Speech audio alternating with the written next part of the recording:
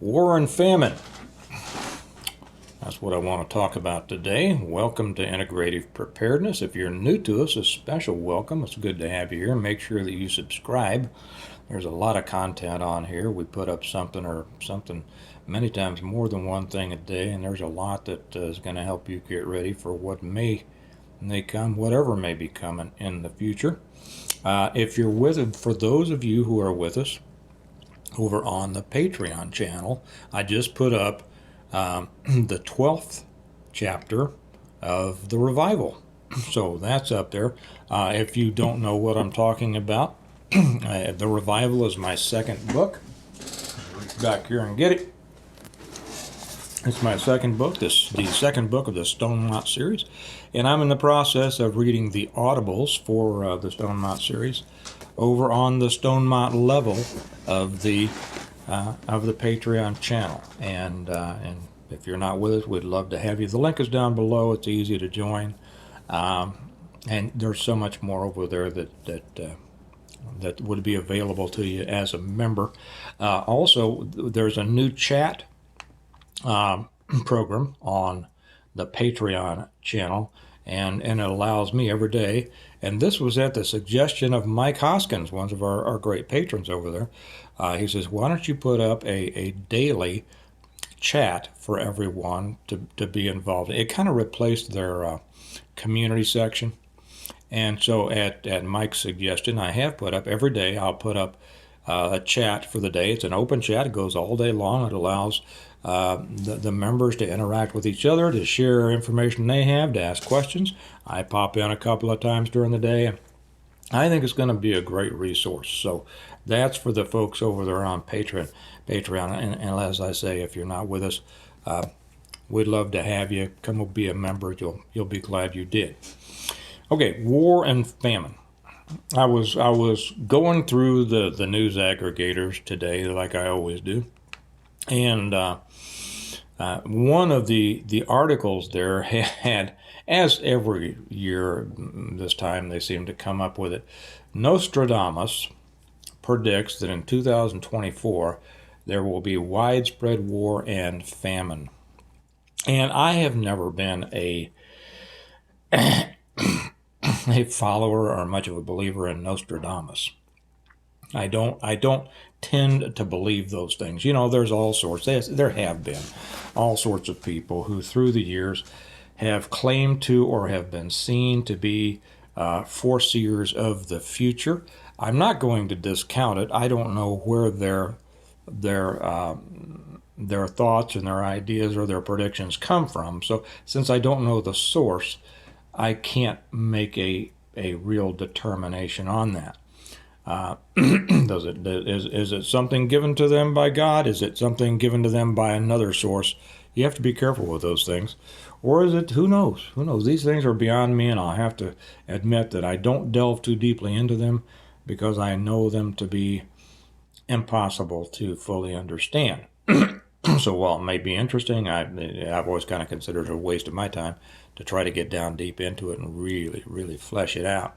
But whether Nostradamus was actually predicting, and you know, if you read his stuff, it's very cryptic, and can be made, you know, just like a square peg into a round hole. It can be pounded into to look like it means whatever the person wants it to mean. This one, I have to say, was a little bit more decisive in what it said. It talked about the red, I forget if it said red dragon or something like that, and it was kind of looked like it was applying to China, but I'll leave that aside and talk about what we know. We know that war and famine are already here, and wider spread war is coming because they're driving it. Our so-called, you know, our shouldn't be leaders, so-called leaders, the people who are in charge of this government, shall I say that? I know it's supposed to be the people. I know that it's supposed to be, you know, of the people, by the people, and for the people. It's not. We know that, right? So the people who have gotten to be in charge of this government and its military and all of its services and all of that, they have determined that we're going to war. The wars are, we're back now. For a while it was all Ukraine, and then we had the Israel Hamas situation, which put Ukraine on the back burner. But now Ukraine's back, if you see, and now we're sending a lot more money over there. And veiled threats have been made that if we don't go over there and fight, if we don't send them money, then we're sending your sons and daughters a very, thinly veiled threat. I'm going to have another one to make on that about what I think of the draft. I may put that just over on the Patreon channel. We will see. But they're driving us into a war, and I don't think there's any doubt about that. So, yeah, are there going to be wars? Yes. Famine. Well, we have seen, and actually Nostradamus, I believe I just read it. I'm not going to read it to you all. You can find it if you want.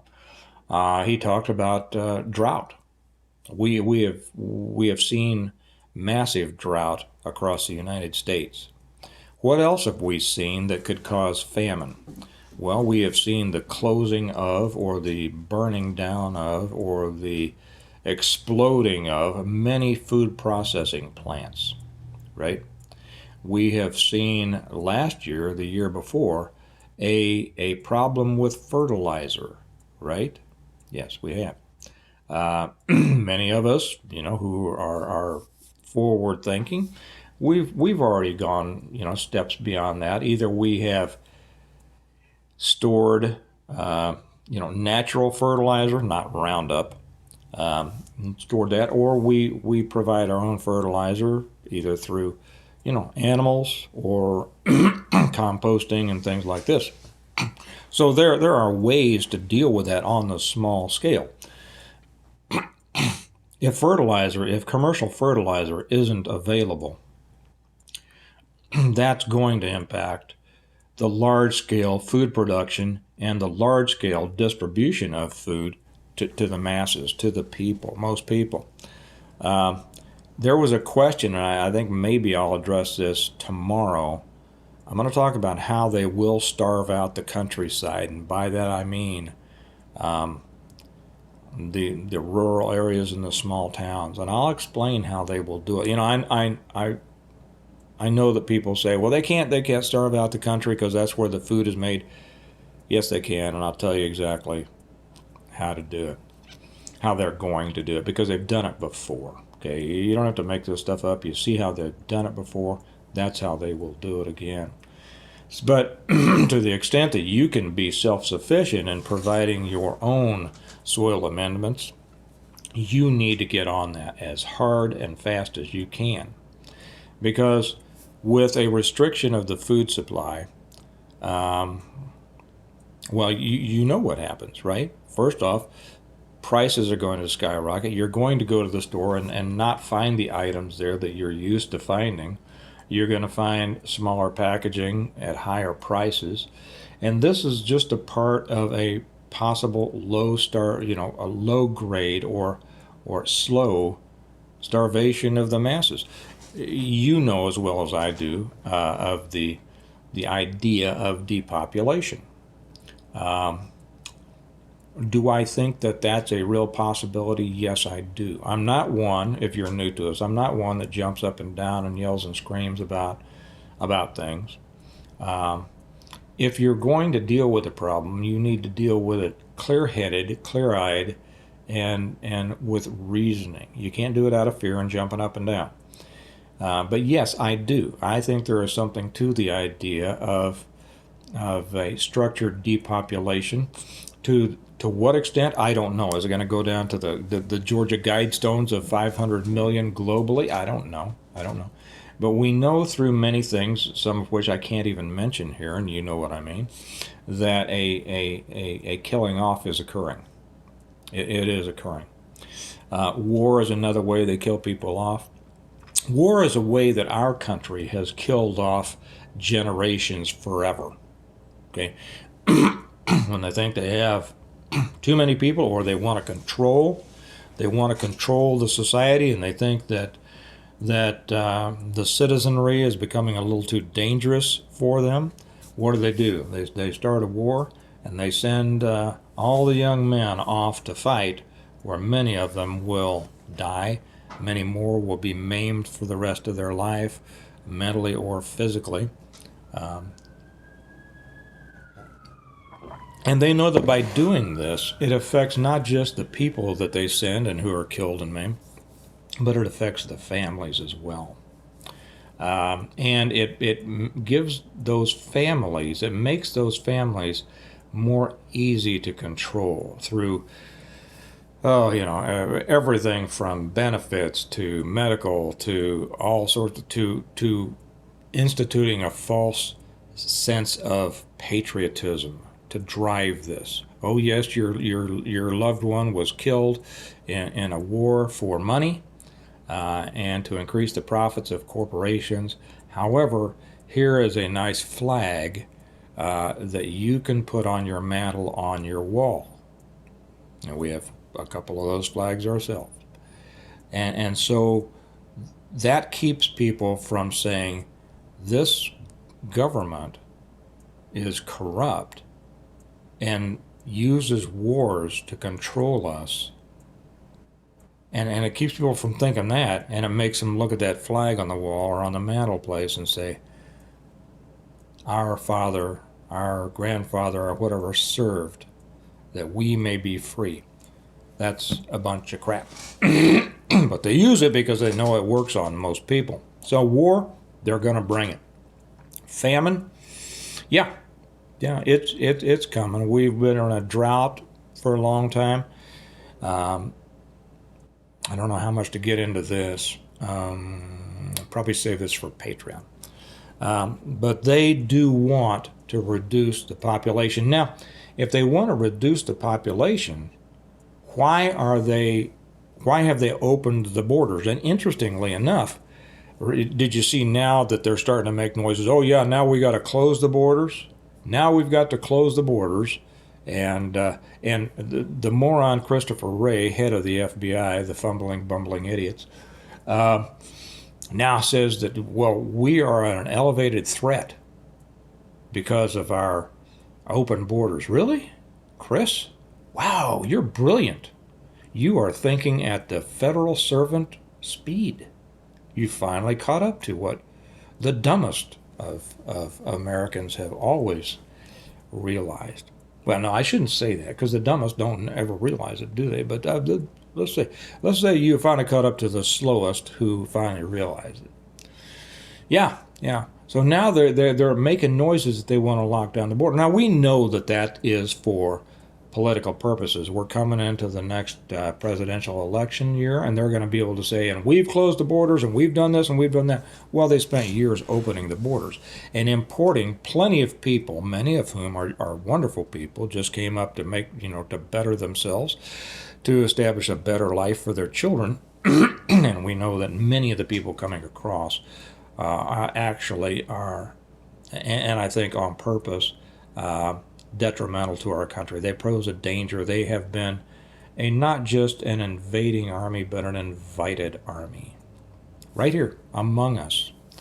And it's like I coined a saying when I was talking to a group of friends the other day, and they were comparing this to the Trojan horse, right?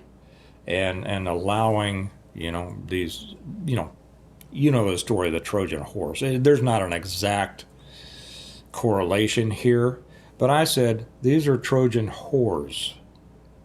Our so-called leaders, who most of whom you wouldn't let in your garage, let alone your house. They are so corrupt and immoral. They are Trojan whores. They have sold out to the internationals and the corporations and the globalists and all that. They are playing a game that is difficult for most people to understand. And those of us who do think that we understand it are labeled, conspiracy, anything like that. Couldn't be. Well, they are. They're a bunch of whores. What's a whore?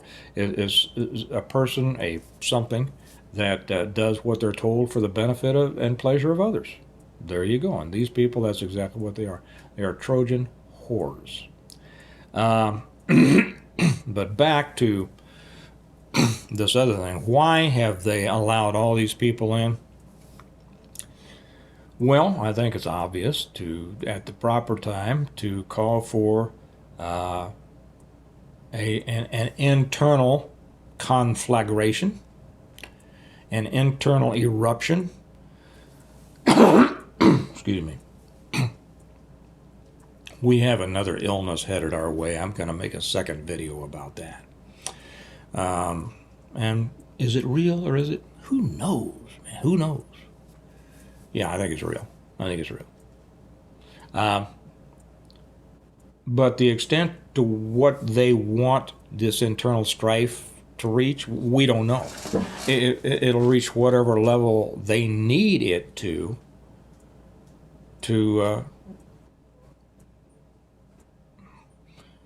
bring forth what they want to bring forth. Let me just put it that way. Okay. And what is that? We have our ideas. We don't know. Here's the thing. Starvation is a real thing. If you aren't able to get the food you need, even though most of the food that most people eat is lacking in any kind of meaningful nutrition. Most Americans just eat crap. That's why they're unhealthy. That's why they die early. That's why they get all sorts of diseases.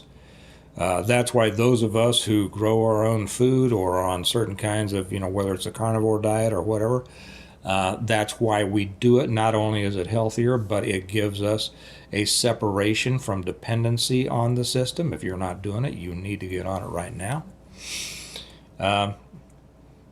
But if you can't get the food you need, whether it's because of shortages or because of rising prices, you're in a world of hurt.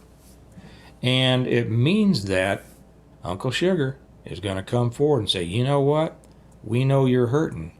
And so we're going to have a new federal program that is going to help you. And they won't call it Soylent Green, but who knows what it's going to be, and it's going to gain more and more control over you. Now, if you're a person who likes to be controlled, you're headed in the right direction. Just wait, and they'll control you more and more and more. But most of us here, with our mindset, we don't like to be controlled. That's why we prepare to be able to live well outside the system, right? And outside of their stinking wars too, and I'll do another one on that. But now is the time, more than any other time before, that you need to increase your preparedness. You need to understand what's coming. You need to understand they're bringing a war.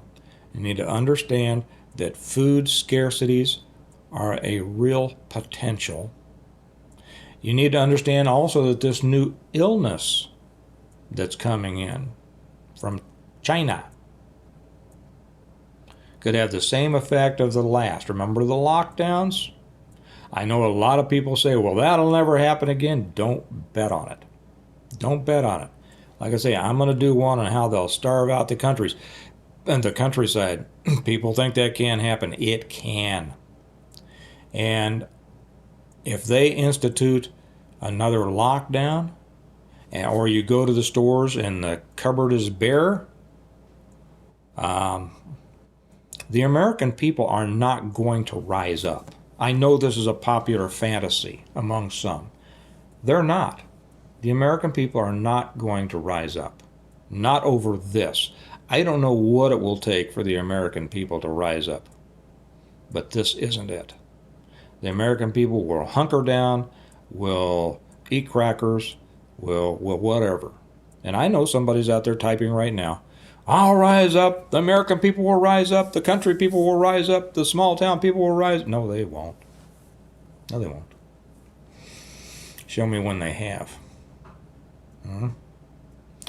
But that's why individual preparedness an individual, and by individual I don't just mean one person, I mean a family or a group or a community or whatever. That's why individual preparedness is so important. It's coming. It's going to come more this year than it has in the past. Now, is this the big year of a big collapse? I don't know. Nobody knows that. Nobody can say that. But as things get worse, things get worse, right? You want to prepare for that. I always pound the drum of this.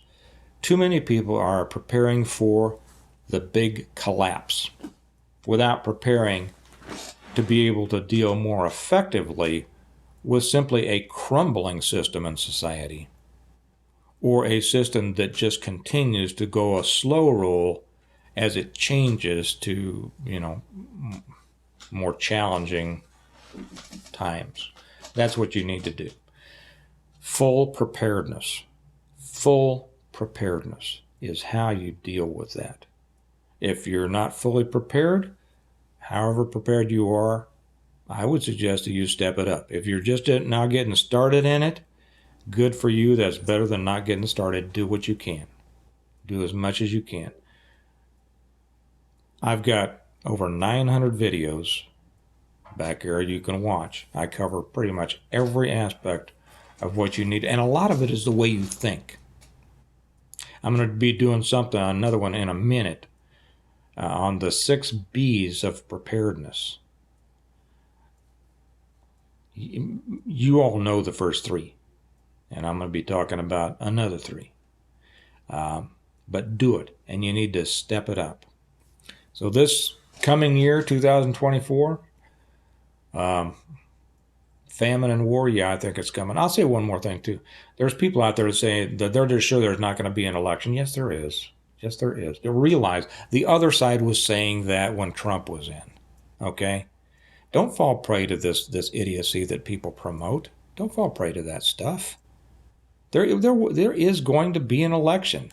Is it going to be a mess? Probably. Is it going to come out the way we want it to? Who knows? But there's going to be an election. And this silliness that there's not going to be an election just comes out of, some wacko's head and then gets repeated, and come on. There's going to be an election.